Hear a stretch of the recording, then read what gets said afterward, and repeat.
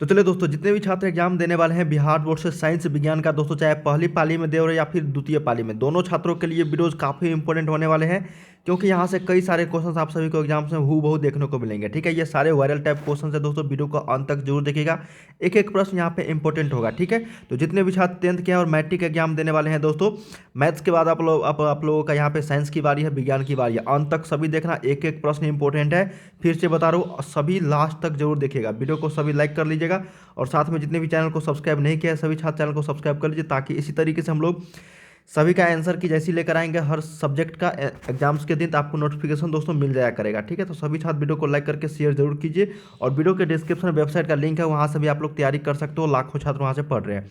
चलिए हम लोग पहला प्रश्न देखते हैं बिना किसी समय गवाए हुए। अंत तक सभी देखना, एक एक प्रश्न फिर से बता रहा हूँ, बहुत ही इंपॉर्टेंट है। पहला प्रश्न देखते हैं कि अवतल दर्पण की जो फोकस दूरी होती है उसकी वक्रता त्रिज्या की क्या होती है, बताओ। और देखिए, अवतल दर्पण की जो फोकस दूरी होती है हम लोग जानते हैं वो वक्रता त्रिज्या की क्या होती है, आधी होती है। तो एफ बराबर R/2 होता है। तो ऑप्शन नंबर क्या हो जाएगा, बी हो जाएगा, हाफ आधी। ठीक है, या फिर R बराबर 2F। ठीक है ना, तो इसको याद रखिएगा, फोकस दूरी जो होती है उसकी वक्रता त्रिज्या की आधी होती है।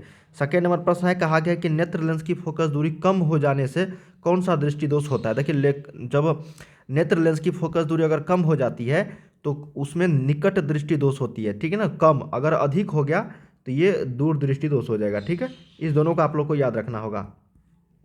चलिए थर्ड नंबर प्रश्न देखते हैं। कहा गया है कि लघु पथन के समय परिपथ में विद्युत धारा का मान क्या होता है। देखिए, लघु पथन के समय जो विद्युत धारा का मान होता है वो बहुत अधिक बढ़ जाता है। क्या होता है, बहुत अधिक जो है बढ़ जाता है। तो 3 का सही उत्तर क्या हो जाएगा, यहाँ पे सी वेरी है।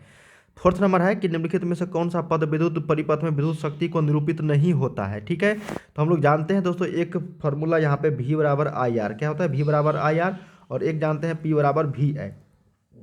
तो इसी वाले फार्मूला से देखो, P बराबर VI ये तो निरूपित करता है। उसके बाद हम लोग क्या करेंगे ना, V का मान यहाँ से IR दे देंगे इसमें। ठीक है ना, तो यहाँ पे हो जाएगा VIR गुने I, तो ये हो जाएगा आपका I²R। क्या हो जाएगा, I²R। तो ये भी आपका यहाँ पे सही हो रहा है। इसका मतलब ये दोस्तों आपका गलत है। ठीक है, ये विद्युत परिपथ शक्ति को नहीं दर्शाएगा, ये भी दर्शाएगा। इसको हम लोग कर लेंगे, आई का मान इसमें दे देंगे, तो V गुने यहाँ पे क्या हो जाएगा, V बटा में R, तो ये हो जाएगा V²/R। मतलब ये तीनों संतुष्ट हो रहा है, ए सी और डी। ये बी जो है ये आपका विद्युत शक्ति को निरूपित नहीं कर रहा है, मतलब ये फार्मूला गलत है। ठीक है, इस तरीके के प्रश्न रहेंगे ही रहेंगे आप सभी को एग्जाम्स में। अगला देखते हैं, कहा गया कि अभिनेत्र लेंस की फोकस दूरी में परिवर्तन किया जाता है। देखिए, अभिनेत्र लेंस की जो फोकस दूरी में परिवर्तन किया जाता है वो पक्षमाभी मांसपेशियों द्वारा, किसके द्वारा, पक्षमाभी मांसपेशियों द्वारा किया जाता है परिवर्तन। ऑप्शन नंबर क्या हो जाएगा, 5 का सी। 6 नंबर देखते हैं, कहा गया कि विद्युत मोटर परिवर्तित करता है। देखिए, विद्युत मोटर जो परिवर्तित करता है किस में, तो विद्युत मोटर परिवर्तित करता है, ये करता है आपका विद्युत ऊर्जा को यांत्रिक ऊर्जा में। किस में, विद्युत ऊर्जा को यांत्रिक ऊर्जा में। 6 का बी।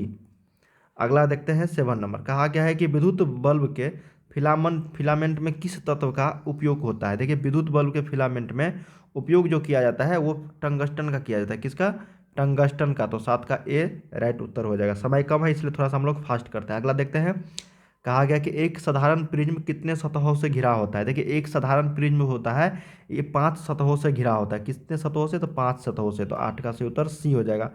9 नंबर है कि प्रतिबिंब का आकार हमेशा वस्तु के बराबर है तो दर्पण होगा।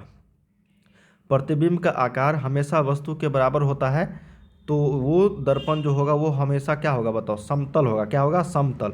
उत्तल में तो छोटा बनता है, अवतल में बड़ा बनता है, तो समतल ही होगा। ठीक है, क्या होगा, समतल। ऑप्शन नंबर सी।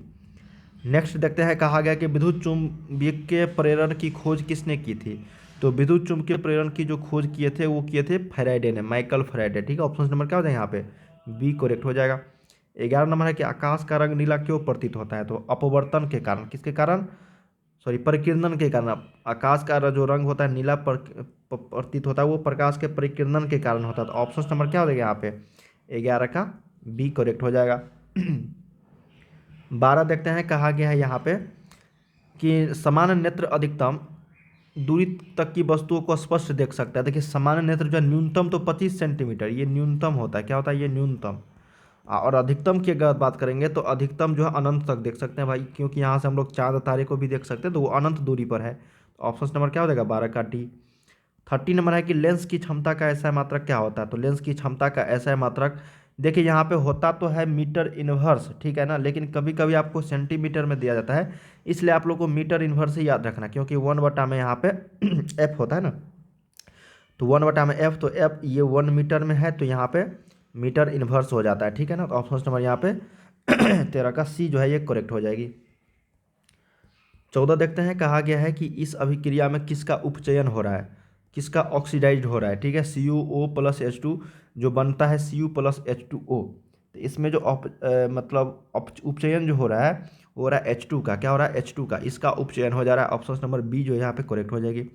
सोडियम की वैलेंसी कितनी होती है, देखिए सोडियम की जो संयोजकता की संख्या होती है वो 1 होती है, ठीक है ना, क्या होती है, 1 होती है। ऑप्शन नंबर ए के साथ चलना है। अगला देखते हैं कि एल्केन का सामान्य सूत्र, देखिए एल्केन का सामान्य सूत्र क्या होता है, सिंपल है, एल्केन एल्किन एल्काइन होता है, तो एल्केन का हो जाएगा CnH2n+2, 16 का सी। 17 देखते हैं, कहा गया है कि उदासीन विलयन का पीएच मान कितना होता है, देखिए उदासीन जो होता है वो 7 के बराबर होता है, ठीक है, क्या होता है, =7। अगला देखते हैं कि आवर्त सारणी में कितने वर्ग होते हैं, तो वर्ग की अगर बात करेंगे तो 18 होते हैं, और आवर्त अगर करेंगे तो ये आवर्त होता है 7। आवर्त कितने होते हैं, 7, और ये 18 जो है वो वर्ग होते हैं, ठीक है, ग्रुप्स होते हैं।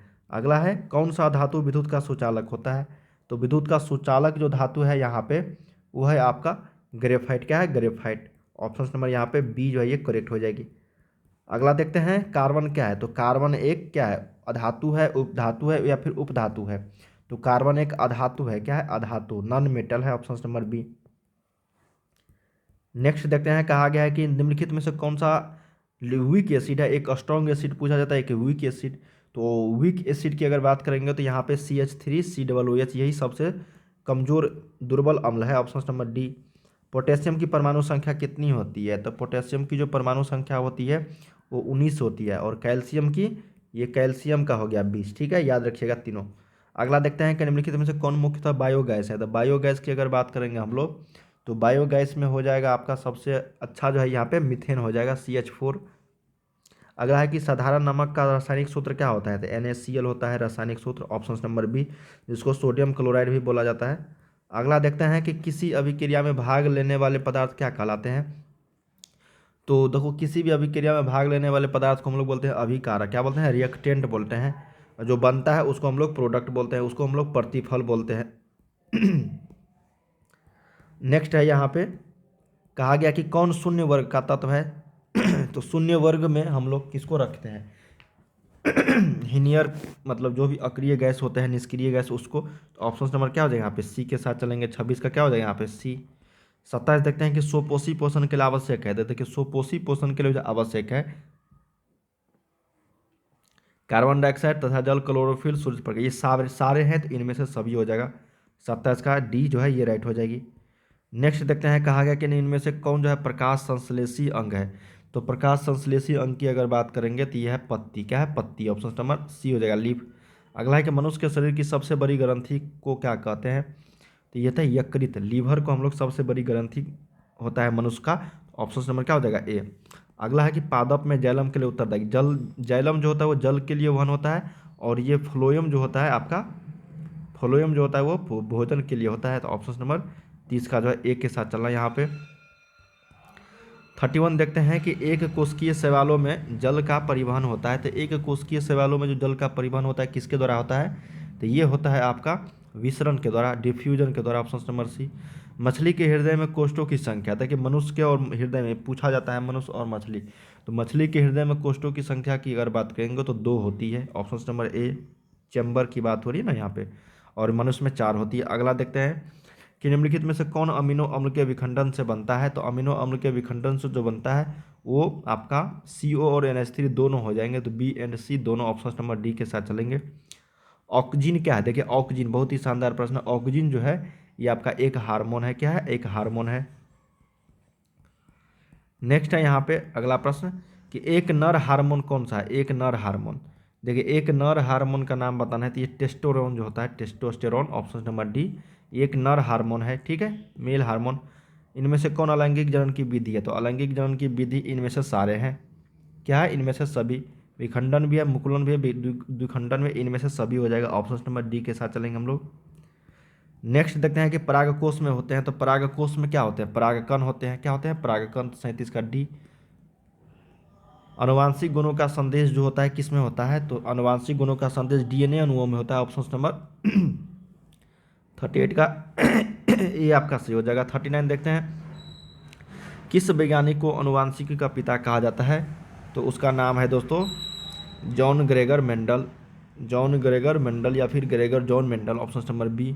अगला है कि हाइड्रिला पौधों में रंध्र कहाँ पाया जाता है। हाइड्रिला पौधों में जो रंध्र पाया जाता है वो किस में पाया जाता है, कहाँ पे, तो वो पाया जाता है पतियों में, तना पे, पतियों में तना, दोनों पे। इनमें से कोई भी नहीं होगी। ऑप्शन नंबर डी के साथ चलना यहाँ पे। 40 का डी जो है यहाँ पे, ठीक है ना, डी करेक्ट हो जाएगी। तो हम लोगों ने यहाँ पे टोटल 140 तक क्वेश्चंस किए हैं। चलिए मैं आप लोगों को अब लघु उत्तरीय प्रश्न भी दिखाता हूँ यहाँ पे। देखिए लघु उत्तरीय प्रश्न की बात अगर करेंगे तो पहला प्रश्न यहाँ पे है कि फ्लेमिंग के वामहस्त नियम लिखे, तो ये भी पूछा जा सकता है। बहुत ही शानदार प्रश्न है। अब देखो ये सेकेंड नंबर बहुत ही इंपॉर्टेंट है कि हीरे का अपवर्तनांक कितना है, तो इस कथन का अभिप्राय क्या है। तो हम लोग जानते हैं हीरे का अपवर्तनांक सबसे ज़्यादा होता है, ठीक है ना। इसके बारे में आप लोग को लिख देना है। वास्तविक और आभासी प्रतिबिंब में क्या अंतर है, प्रत्यावर्ती और डिश में 2 अंतर लिखे, ये भी प्रश्न पूछा जा सकता है। तारे क्यों टिमटिमाते हैं, ये भी प्रश्न पूछा जा सकता है। वैद्युत चुंबकीय प्रेरण से आप क्या समझते हैं, ये भी प्रश्न पूछा जा सकता है। तो 6 हम लोग यहाँ पे लघु उत्तरीय किए हैं। अब देखो यहाँ पे फिजिक्स से अब यहाँ पे संतुलित रासायनिक समीकरण क्या है, अम्ल और क्षार में 2 अंतर लिखे, समयावता क्या होती है, सूचक कितने प्रकार के होते हैं, ये सारे आप लोग को उभयधर्मी। मेंडलीव ने आवर्त सारणी तैयार करने के लिए कौन से मापदंड अपनाया था, आप लोग को ये इसके बारे में लिखना है, ठीक है। मेंडली क्या था, परमाणु द्रव्यमान पर आधारित था, और मोस्ले के द्वारा जो है परमाणु संख्या पर आधारित था। इसके बारे में आप लोग को 2 लाइन लिख देना है, 2 नंबर मिल जाएंगे। बायोलॉजी की बात करेंगे तो सुपोषी पोषण तथा विषमपोषी पोषण में अंतर आप लोग को बताना है यहाँ पे, ठीक है। उसके बाद पाचक एंजाइमों का क्या कार्य होता है, पादप हार्मोन क्या होता है, आहार श्रृंखला क्या होता है, इसके बारे में लिखना है। अगला है कि अग्नाशय द्वारा स्रावित हार्मोन का नाम लिखना है, इसका कार्य जीवाश्म क्या होते हैं, इसके बारे में लिखना है। तो हम लोगों ने यहाँ पे टोटल जो है लघु उत्तरीय प्रश्न देख लिए हैं। चलिए मैं आप लोगों को अगले वीडियो में मिलता हूँ और भी काफ़ी सारे क्वेश्चंस को लेकर। वीडियो को लाइक कर लीजिएगा सभी छात्र, और चैनल को सब्सक्राइब कर लीजिएगा ताकि इसी तरीके से नेक्स्ट वीडियो लेकर आऊँगा नोटिफिकेशन आपको मिल जाया करेगा। बाय बाय सभी को, सभी सब्सक्राइब कर लेना चैनल को।